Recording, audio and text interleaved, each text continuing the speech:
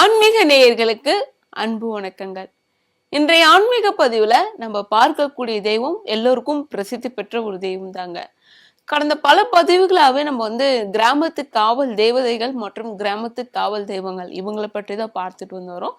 இந்த பதிவுலயும் சரி நம்ம ஒரு கிராமத்து காவல் தேவதை அவங்களை பற்றி தான் பார்க்க போறோம். ஆனா இந்த தெய்வத்தை பற்றி நம்ம சொல்லணும் அப்படின்னா எல்லோருக்கும் மிகவும் பிடித்தமான ஒரு தெய்வம் கூட சொல்லலாம். இப்போ ஒரு சில கோவில்கள்ல நம்ம தேடி சென்று வழிபடுறதுனால அந்த கோவில் எதுக்கு சிறப்பு அப்படின்னு பார்த்திருப்போங்க. ஆனா இந்த திருத்தலம் எடுத்துக்கொள்ளும் பொழுது மட்டும்தான் எல்லாத்துக்குமே ஒரு பிரசித்தி பெற்ற ஒரு சிறந்த திருத்தலமா இது இருக்கு. இந்த ஊர்ல மட்டும்தான் பாத்தீங்கன்னா எந்த ஒரு பிரச்சனைனாலும் சரி இந்த கோர்ட்டு போலீஸ் ஸ்டேஷன் போற பழக்கமே கிடையாது. இந்த தெய்வத்தை நாங்க தேடி சென்று முறையிட்டு வந்துட்டோம்னாலே போதும், எங்களோட பிரச்சனை எல்லாருமே தீர்ந்துடும் அப்படின்னு கூட சொல்லுவாங்க. அப்படி எல்லாத்துக்கும் பிரசித்தி பெற்ற அந்த தெய்வம் யாரு அப்படின்றத இந்த பதிவுல பார்க்கலாம். இந்த தெய்வத்துக்கு மட்டும்தாங்க அந்த ஊர்ல இருக்க எல்லாருமே சரி ஒரு கட்டுப்பாடோட இருப்பாங்க. அதாவது இவங்களை பார்த்து எப்பவுமே பயந்துட்டே இருப்பாங்க அப்படின்னு கூட சொல்லலாம். அந்த பயம் என்பது பாத்தீங்கன்னா ஏதாவது செய்து விடுவாங்களோ இல்ல தப்பு செஞ்சா உடனே அந்த தெய்வம் நம்மளை தண்டிச்சிடும் என்ற பயத்துல எப்போதுமே இருப்பாங்களாம். இப்படி எல்லாருக்கும் சரி அந்த பிரச்சனைக்கு மட்டும்தான் நம்ம போய் தேடி சென்று வழிபடணுமா, எனக்கு வாழ்க்கையில சந்தோஷம் வேணும், எனக்கு பாத்தீங்கன்னா குழந்தை வரம் வேணும், திருமணம் வரம் வேணும் அப்படின்னு தேடி சென்று வழிபடுறவங்களுக்கு கூட சரி அந்த தெய்வம் எப்பவுமே பக்கத்துணையா இருப்பாங்க அப்படின்னு சொல்றாங்க. இப்படி எல்லாருக்கும் பிரசித்தி பெற்ற அந்த தெய்வம் யாரு அப்படின்னா மடப்புறம் காளியம்மன் சொல்லலாம். மடப்புறம் காளியம்மன் அவர்களை பற்றி சொல்லணும் அப்படின்னாலே அவங்களை பற்றி சொல்லும் பொழுது பார்த்தீங்கன்னா ஒரு வீரம் இருக்கும் அப்படின்னு சொல்லலாம். அவங்களை தேடி சென்று வழிபடுறவங்களுக்கும் சரி எப்பொழுதும் சரி அவங்க துணை நிற்பாங்க அப்படின்னு குறிப்பிட்டிருக்காங்க. இப்படி எல்லாருக்கும் பிடித்தமான அந்த தெய்வம் தோன்றிய வரலாறு என்ன, இவங்க இங்க காலியா இருப்பதற்கான காரணங்கள் என்ன அப்படின்றத பார்த்துடலாம். மதுரை என்னால எல்லாருக்கும் நினைவுக்கு வருவது மீனாட்சி அம்மனும் மல்லியும் தான் நினைச்சிட்டு இருப்போம். ஆனா மீனாட்சி அம்மன் மட்டும் இல்லைங்க, இங்க மதுரை எடுத்துக்கிட்டோம்னாலே இவங்க மடப்புறம் காளியம்மன் அவங்களுமே பிரசித்தி பெற்றவங்க அப்படின்னு சொல்லலாம். மடப்புறம் காளியம்மன் உங்களுக்கு 2 வரலாறு சொல்லப்படுது. அப்படி 2 வரலாறு என்ன அப்படின்றத இந்த ஆன்மீக பதிவுல பார்க்கலாம். மடப்புறம் காளியம்மன் எடுத்துக்கிட்டாலும் 2 வரலாறுகள் குறிப்பிட்டிருக்காங்க. அதுல முதல் வரலாறு பார்க்கலாம். பல்லாயிரம் ஆண்டுகளுக்கு முன்னாடி வாழ்ந்துட்டு இருந்த ஒரு தம்பதியருக்கு பிறந்த பெண் குழந்தை தான் இவங்க தெய்வமா இருக்காங்க அப்படின்னு சொல்றாங்க. இந்த பெண் குழந்தை பிறந்த பின்பு பார்த்தீங்கன்னா அவங்க பிறக்கும் பொழுது ஒரு தெய்வீக கடாட்சத்தோட பிறந்தாங்க. அந்த பெண் குழந்தையின் பெற்றோர் பாத்தீங்கன்னா சிவபெருமான் மற்றும் பார்வதி தேவி இவங்களுடைய தீவிரமான பக்தர்கள் அப்படின்னு சொல்லலாம். அதனால அவங்களுடைய ஞாபகமும் சரி இருக்கணுன்றதுக்காக இந்த குழந்தைக்கு சரி, அதாவது மதுரையினாலே நம்ம பார்த்துட்டு இருந்த ஒரு விஷயம் தான். மதுரையினால எல்லாருக்குமே பிரசித்தி பெற்றவங்க மீனாட்சி தாய் தான். அப்படி மீனாட்சி தாயினுடைய பற்றின் மீது தான் சரி இவங்களுக்கு மீனாட்சி என்ற பெயரே வைக்கிறாங்க. இந்த பெண் பிள்ளை பிறந்த பெண்ணும் சரி மீனாட்சி என்ற பெயர் கொண்டதுனாலும் சரி இவங்க முகத்துல எப்பவுமே ஒரு தெய்வீக கடாட்சம் இருந்துகிட்டே இருக்கும் அப்படின்னு சொல்றாங்க. அப்படி தெய்வீக கடாட்சத்தோட இருந்த இந்த குழந்தை வளர வளர பாத்தீங்கன்னா அவங்களுக்கு ஊர்ல எந்த பிரச்சனை நடக்கிறதா இருந்தாலும் சரி இவங்களுக்கு முன்னாடியே தெரிஞ்சிருமா. அதே மாதிரி இவங்க வாழ்க்கையில என்ன அடுத்தது நடக்க போகுது அப்படின்னு ஒரு சில சமயங்கள் இவங்களுக்கு கனவாவே வந்துட்டு இருந்தது. அப்படி இவங்களுக்கு ஒரு கனவு தோன்றுது. அந்த கனவு என்னன்னா, ஒரு முறை இவங்க போயிட்டு இருக்கும் பொழுது, அதாவது சுத்தி அடர்ந்த காட்டுப்பகுதியா இருக்கு. திடீர்னு இவங்க காட்டுப்பகுதியில இருக்கும் பொழுது 3 அரக்கர்கள் இவங்க முன்னாடி தோன்றி இவங்கள கொலை செய்யற மாதிரி இவங்களுக்கு கனவு வந்துட்டே இருக்கு. இவங்க கனவுல எது வந்தாலும் இது பலிச்சுட்டே இருக்குமா. அப்படி இந்த கனவு நினைச்சு ரொம்பவே பயந்துட்டு இருந்தாங்க மீனாட்சி. இவங்க பாத்தீங்கன்னா சொக்கநாதர் மீது மிகவும் ஆசை கொண்டவங்க அப்படின்னு சொல்றாங்க. இந்த மீனாட்சியும் சரி சொக்கநாதர் மீது கொஞ்சம் பாத்தீங்கன்னா பற்று கொண்டவங்க அப்படின்னு சொல்றாங்க. இப்ப பொதுவாவே எல்லா ஊர்களும் சரிங்க காவல் தெய்வம் அப்படின்னு ஒருத்தங்க இருப்பாங்க. ஆனா இந்த மடப்புறத்துல காவல் தெய்வங்கள் யாருமே இல்லாம இருந்திருக்காங்க. இருந்த கோவிலுமே பாத்தீங்கன்னா அந்த 1100 ஆண்டுகளுக்கு முன்னாடி பேர்பட்ட பெருமழைனால அங்கிருந்த வீடுகள் எல்லாமே சரி தும்சம் ஆயிட்டு இருக்கு. அப்படிதான் அங்கிருந்த கோவிலும் சரி பாலடைஞ்சு போயிட்டு இருக்கு. அந்த கோவில் பாலடைஞ்சு மட்டும் இல்லாம அந்த இடிஞ்ச அங்கிருந்த தெய்வம் சரி மண்ணோட மண்ணா புதைஞ்சிட்டு வந்திருக்காங்க. அதன் பின்பு எவ்வளவோ அங்க இருந்த மக்கள் தோண்டி பார்த்திருக்காங்க. அந்த எந்த தெய்வமும் இல்லாம இருந்திருக்கு. சரி நம்ம ஊர்ல தெய்வம் தங்க இஷ்டம் இல்லை போல அப்படின்னு நினைச்சுக்கிட்டு அங்க இருந்த மக்களும் சரி அந்த தெய்வத்தை தேடுறதை விட்டுட்டு இருக்காங்க. அப்படி காலப்போக்கில் ஒரு முறை என்ன ஆச்சுன்னா அந்த ஊருக்கு எல்லாமே கெடுதலாவே நடந்துட்டு இருக்கு. அப்படி கெடுதலா நடந்துட்டு இருக்கிறதுனால என்ன பண்ணாங்க, அங்க இருந்த மக்கள் எல்லாமே கூடி இங்க நம்ம ஒரு காவல் காவல் தெய்வத்தை வந்து வந்து வைக்கணும். காவல் தெய்வத்தை கொண்டு வந்து வச்சுட்டோம்னா நமக்கு ஏற்பட்டிருக்கக்கூடிய எல்லா பிரச்சனைகளுமே வந்து போயிடும். இப்போ ஒரு முறை மழை வந்து வருது, அப்போ வந்து அறுவடை வந்து காலம் வந்து இருக்கிறதுனால எல்லாருக்குமே வந்து பாதிக்க வந்து போடுது. அது மட்டும் இல்லாம இங்க இருக்க பலருக்குமே வந்து திருமணம் ஆகல, திருமணம் ஆனாலும் குழந்தை வரம் இல்லாம இருக்கு. இதுக்கெல்லாம் காரணம் என்ன அப்படின்னு பார்க்கும்பொழுது நம்ம ஊர்ல தெய்வம் இல்லாதது காரணமா வந்து தெரியுது. அதனால வந்து பார்த்தீங்கன்னா, இங்க வந்து நம்ம வந்து காவல் தெய்வத்த வந்து வச்சே வந்து ஆகணும் அப்படின்னு யோசிக்கிறாங்க. அப்படி எல்லாருமே யோசிச்சுட்டு இருக்கும்போது, யாரப்பா காவல் தெய்வமா இருந்து வைக்கிறதுன்னு இருக்கும்பொழுது, வேற யாரும் நம்ம வந்து ஐயனார் சாமி அவங்களே வந்து காவல் தெய்வமா வந்து வச்சிடலாம் அப்படின்னு சொல்லும்போது என்ன பண்றாங்க, ஊருக்கு வெளியில இது வந்து பார்த்தீங்கன்னா மடப்புறம் அப்படின்னாலும், ஊருக்கு வெளியே இருக்கக்கூடிய ஐயனார் கோவில்ல மட்டும் தான் அங்க இருக்கக்கூடிய பிடிமண்ணை எடுத்துட்டு வந்து, அதாவது பூலுடைய சாஸ்திரம் சொல்லுவோம் இல்லையா? பூலுடைய சாஸ்தா அவங்களுடைய பிடிமண்ணை எடுத்துட்டு வந்து இங்க இருக்கக்கூடிய மண்ணை வந்து கொண்டு வந்து நம்ம வந்து காவல் தெய்வமா வந்து வைக்கணும் அப்படின்னு வந்து எல்லாருமே யோசிக்கிறாங்க. அதுக்காக யோசிச்சு முடிச்சு எல்லாம் வந்து பாத்தீங்கன்னா ஒரு கூட்டமே மடப்புறத்தை விட்டு வெளியே வந்து போறாங்க. அப்படி வந்து பாத்தீங்கன்னா இந்த ஊர்ல ஐயனார் மட்டும்தான் வைக்கிறோம். அப்போ வந்து பூலுடைய சாஸ்தா, சொரிமுத்து ஐயனார் மற்றும் ஐயப்பன் 6வது படை வீடு இது போன்ற இடங்கள்ல இருந்து நம்ம வந்து ஒரு பிடி மண்ணை எடுத்துட்டு வந்து இங்க வந்து வைக்கலாம் அப்படின்னு யோசிச்சுட்டு இந்த கும்பல் கிளம்பும் பொழுது என்ன பண்ணுவாங்கன்னா முதல்ல வந்து ஐயனார் கோவிலுக்கு வந்து போவாங்க. இவங்க போற எல்லா இடத்துலயுமே சரிங்க எந்த ஒரு பிடி மண்ணையும் வந்து எடுக்க முடியாம வந்து இருந்துரும். ஏன்னா ஒரு ஊர்கள்ல சரி எந்த கோவில்கள்லயும் சரி அந்த கோவில்ல இருக்கக்கூடிய காவல் தெய்வங்கள் அங்கே எப்பவுமே காவல் கொண்டு இருப்பாங்கன்றதுனால அங்க இருக்கக்கூடிய ஒரு பிடிமண்ணு கூட எவராலும் எடுத்துக்கொள்ளப்பட முடியாது அப்படின்னு ஒரு வரலாறுமே வந்து குறிப்பிட்டிருக்காங்க. அப்படி இருக்க வச்சு இவங்க பிடிமண்ணை வந்து எடுத்துட்டே வந்து போனோம் அப்படின்னு சொல்லிட்டு மன்றாடி ஐயனார் கிட்ட கேட்கறாங்க. அப்படி கேட்ட பின்பு ஐயனாரும் சரி அவங்களுக்கு வந்து சம்மதிச்சு அந்த பிடிமண்ணை எடுக்கிறதுக்கும் வழி வந்து வைக்கிறாங்க.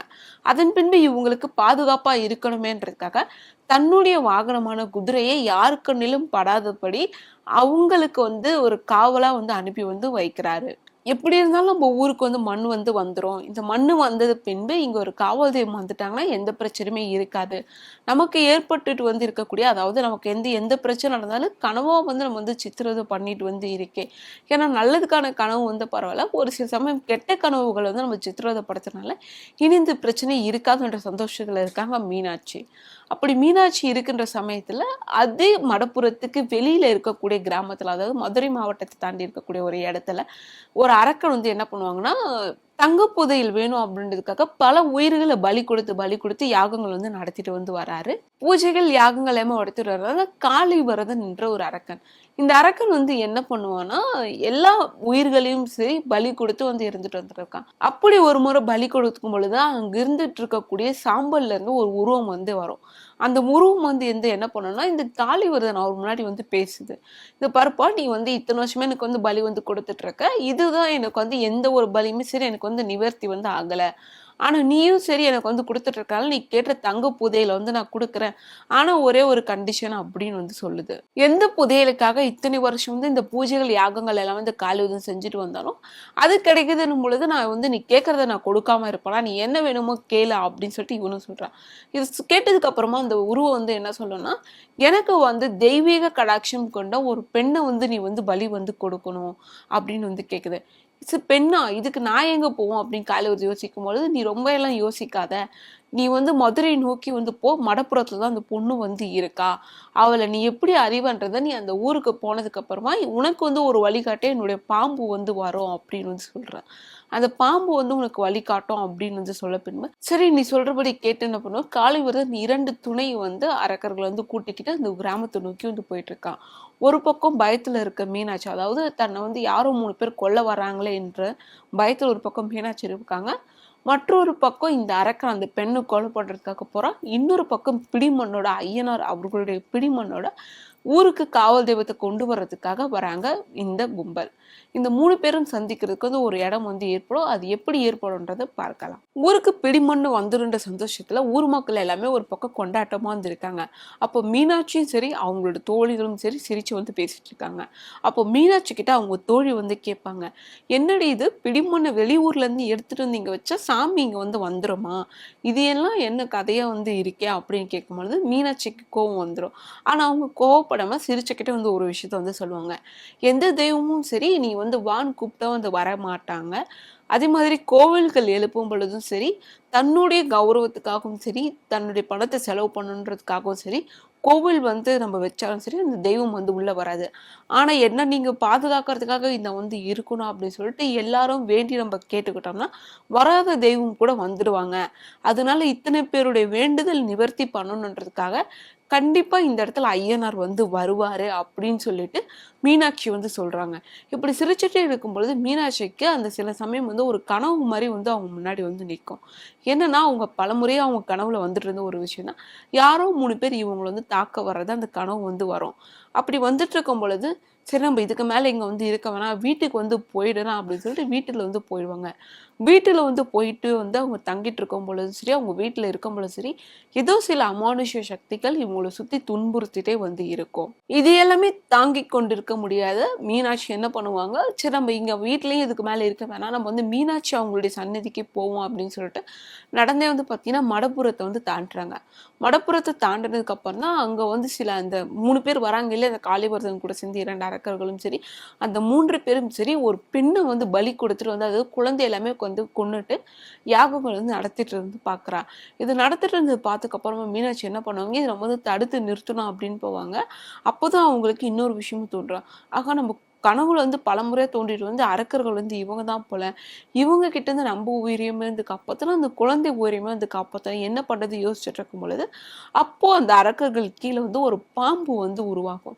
அந்த பாம்பு வந்து என்ன பண்ணும்னா அந்த பெண்ணை நோக்கி வந்து படம் எடுத்துட்டு வந்து போகும்.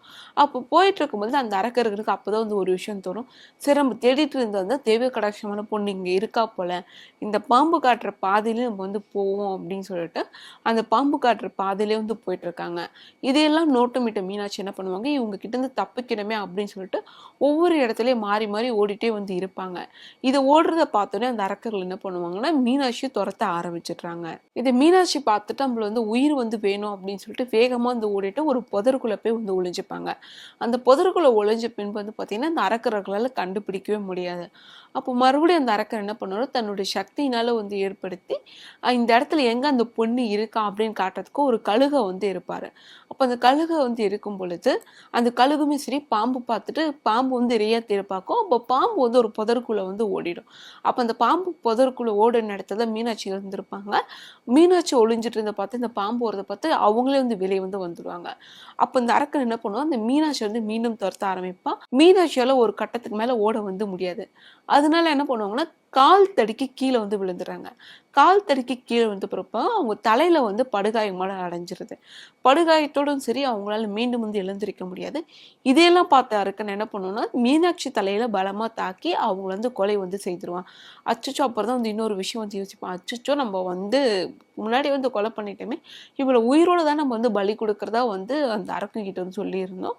இப்போ வந்து இப்படி வந்து ஆயிடுச்சு அப்படின்னு நினைச்சிட்டு என்ன பண்ணுவாங்கன்னா சரி நம்ம வந்து இந்த உயிரை வந்து எடுத்துட்டு வந்து போலாம் அப்படின்னு வந்து சொல்லும் பொழுது அந்த ஆன்மாவை வந்து எடுக்கிறதுக்காக பூஜைகளை வந்து செய்ய ஆரம்பிப்பான். அப்போ மீனாட்சி உடல்ல இருந்து ஒரு ஆன்மா வந்து வெளிவரும். அந்த ஆன்மா எப்படி இருக்குன்னா 8 கைகள் கொண்டு ஒரு காளி உருவத்துல வந்து காட்சி வந்து கொடுக்கும். காளி உருவத்துல காட்சி கொடுத்த பின்பு அப்ப அந்த அரக்கர்கள் என்ன பண்ணுவாங்க, நம்ம காளி அழிக்கிறதுக்கு முன்னாடி நம்ம காளி வந்து அழிச்சிடும் சொல்லிட்டு ஒரு கத்தி எடுத்து அவங்க மேல வீச ஆரம்பிப்பாங்க. இதை பார்த்த காளியம்மனுக்கு இன்னும் கோபம் வந்து அந்த அரக்கர்களை வந்து கொடூரமா வந்து அழிச்சிடுவாங்க. கொடூரமா அழிச்ச பின்பு அந்த இடத்துல வந்து பாத்தீங்கன்னா கரெக்டா அந்த மடப்புறத்துல இருந்து பிடிமண் எடுத்துட்டு வந்தாங்க இல்லையா, ஐயனார் சாமி அவங்களோட பிடிமண்ணை எடுத்துட்டு வரும் பொழுது இவங்களை வந்து பார்த்து ரொம்ப ஆச்சரியத்துல அங்கேயே மெய் மறந்து போயிடுவாங்க. மெய் உறைஞ்சு நிற்கும் பொழுது அவங்களுக்கு எப்படி காவல் தெய்வமா ஐயனார் அவங்களுடைய குதிரை வந்து வந்ததோ இன்னும் 2 அரக்கர்கள் வந்து இருக்காங்களே, ஒரு காளிவரதன் என்ற அரக்கன் தான் வந்து மீனாட்சி வந்து சொல்லக்கூடிய காளி பெண்ணை வந்து கொலை பண்றதுக்காக போவாங்க. அப்ப அந்த ஐயனார் அவங்களுடைய குதிரை வந்து என்ன பண்ணுமா, இன்னும் இருந்த 2 அரக்கர்கள் வந்து இந்த குதிரை வந்து கொலை வந்து பண்ணிடும். அந்த இடத்துல வந்து பாத்தீங்கன்னா அவங்களை சாந்தப்படுத்தி கோவில் வந்து எழுப்புறதுக்கும் வழிவகையும் வந்து செய்யும் இந்த குதிரை. அதாவது அந்த குதிரை தான் வந்து பாத்தீங்கன்னா இவங்களுக்கு வந்து திசையை வந்து காட்டும், இந்த இடத்துல நீங்க வந்து கோவில் வந்து எழுப்பணும். ஏன்னா அந்த இடம் நடந்த இடம் வந்து பாத்தீங்கன்னா மடப்புறம் அவங்களுடைய எல்லை.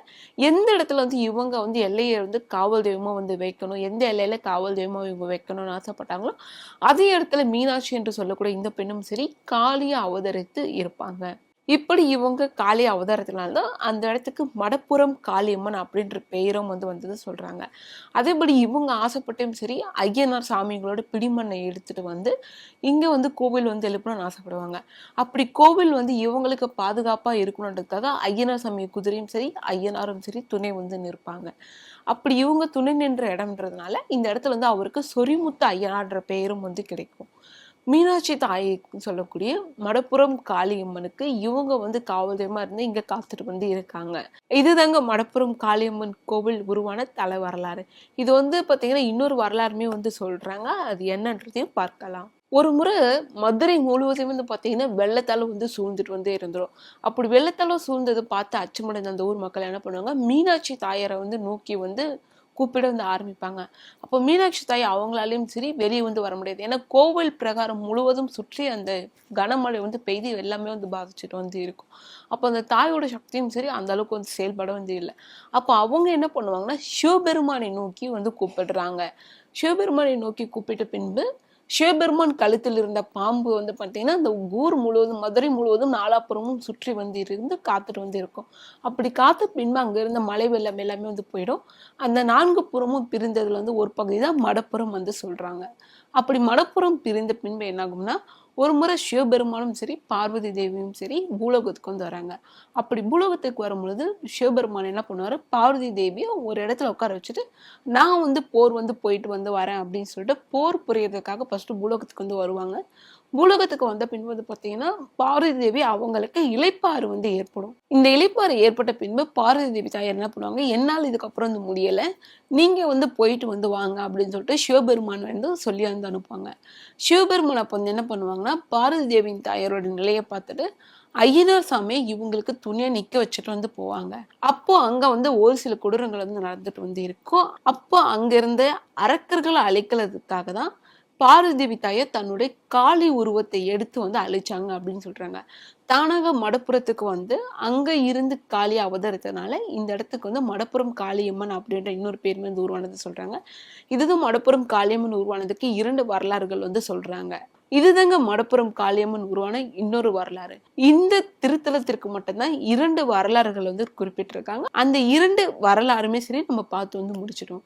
இதன் பின்பு இந்த தாயாருடைய சிறப்புகள் என்னென்ன அப்படின்றத பார்க்கலாம். நம்ம ஆரம்பத்துல சொன்ன ஒரு விஷயம் தாங்க, இந்த இடத்துல மட்டும்தான் அவங்களுக்கு, அதாவது மடப்புறத்துல இருக்கக்கூடிய மக்களுக்கு என்ன பிரச்சனைனாலும் சரி கோர்ட்டு போலீஸ் ஸ்டேஷன் போறதை விட்டுட்டு இந்த தாயாரை தேடி சென்று வழிபடுறத வழக்கமா வைத்திருக்காங்க. நம்ம யார் மேலேயாவது பழி போட்டுட்டும் சரி, இல்ல நம்ம மீது யாராவது தப்பா ஒரு பழி சுமத்திட்டாலும் சரி, அந்த கோவிலுக்கு சென்று, அதாவது மடப்புறம் காளியம்மன் கோவிலுக்கு சென்று அங்க இருக்கக்கூடிய பீடத்தின் முன்பு இருந்து நான் தப்பு பண்ணல அப்படின்னு சொல்லிட்டு கற்பூரம் வச்சு சத்தியம் பண்ண சொல்லுவாங்களா. அப்படி யாராவது பொய் சத்தியம் பண்ணாங்க அப்படின்னா அந்த மடப்புறம் கோவில் எல்லையை விட்டு வெளியே போகிறதுக்குள்ளவே அவங்களுக்கு தண்டனை கிடைச்சிரும் அப்படின்றத நம்பிக்கை வைத்துட்டு வராங்க. அது மட்டும் இல்லாம இங்க காசு வெட்டி போடுற பழக்கம் வைத்திருக்காங்க. ஏதாவது உறவு பாத்தீங்கன்னா உங்களை ரொம்ப டார்ச்சர் பண்ணிட்டு இருக்காங்க, அந்த உறவு வேண்டாம், இல்ல இவங்க இவங்களால எப்பவுமே வாழ்க்கையில பிரச்சனையாக இருந்துட்டே இருக்கு, அந்த உறவு முற்றிலுமா விலக்கி கொள்ளணும்னு நினைக்கிறவங்க அப்படி ஏதாவது வேணும்னா இங்க காசு வெட்டி போடுறது வழக்கமா வைத்திருக்காங்களாம்.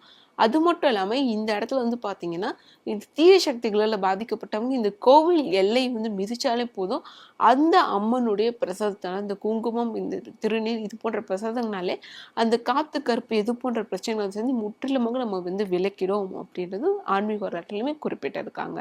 அது மட்டும் இல்லாம இந்த திருத்தலத்துல இருக்கக்கூடிய வேப்ப மரத்தின் அடியில அப்படி திருமணத்தால் ஏற்பட்டிருக்கக்கூடிய பிரச்சனைகள் எதுவாக இருந்தாலும் சரி, இங்க மஞ்சள் கயிறு கட்டி நம்ம வழிபட்டோம் அப்படின்னா அந்த பிரச்சனைகள் விலகி நமக்கு திருமணம் கை கூடும் அப்படின்றத குறிப்பிட்டிருக்காங்க. அதே மாதிரி குழந்தை வரம் இல்லாதவங்க சரி இந்த கோவிலுக்கு சென்று எலும்பிச்சை மாலை சாற்றி வழிபட்டோம், இல்ல எலும்பிச்சை வைத்து வழிபட்டோம் அப்படின்னும் பொழுது குழந்தை வரம் கிடைக்கும் அப்படின்னு குறிப்பிட்டிருக்காங்க. ஒவ்வொரு கோவில்களுக்கும் எப்படி ஒவ்வொரு சிறப்பு இருக்கோ அதே மாதிரி மடப்புறம் காளியம்மனுக்கு சிறப்பு எல்லா விதமாக இருந்தாலும் இவங்களுக்கு எலுமிச்சை பழம் வைத்து வழிபடுறதாங்க மிகப்பெரிய சிறப்பா பார்க்கப்படுது. அது மட்டும் இல்ல நமக்கு என்ன விதமான வேண்டுதல் நிறைவேறணும்னு நினைச்சாலும் இவங்களுக்கு எலுமிச்சை மாலை சாற்றி வழிபட்டோம் அப்படின்னும் பொழுது அந்த பிரச்சனைகள் எல்லாமே விலகிடும் அப்படின்னு குறிப்பிட்டிருக்காங்க. இந்த பதிவு உங்களுக்கு பயனுள்ளதா இருக்கும்னு நான் நினைக்கிறேன். இது போன்ற மீண்டும் ஒரு ஆன்மீக பதிவுடன் உங்களை சந்திக்கிறேன். அதுவரை உங்களிடமிருந்து விடைபெறுவது லோகேஸ்வரி.